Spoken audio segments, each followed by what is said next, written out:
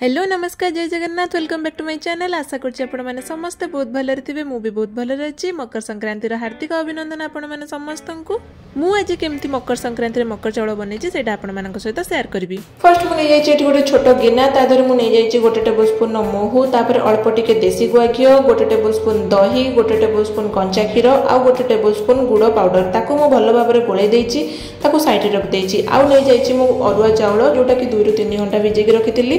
तापर मु इठे नै जाइछि किछि फ्रूट्स नड़िया कोरा अंगूर कमला आउ एप्पल आउ डालिंब रही आपण पाखे आउ किछि जदि सीजनल फ्रूट्स रही ताकू भी आपण नै परिबे बहुत भलो लागिबो।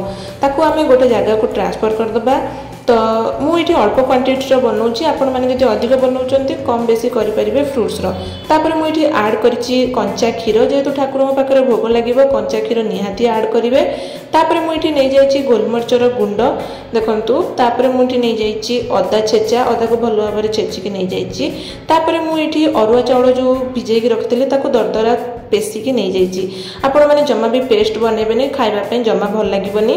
तापर मुझे जो पंचामृत बनई ताकू ये आड कर तापर मुझे आउ 2 टेबलस्पून दही आड करी आउ 2 टेबलस्पून गुड़ आड करी। आपण मैंने जदि फ्रूट्स क्वांटिटी अधिक करुँचे ताहले ये गुड़र क्वांटिटी भी बढ़ेबे।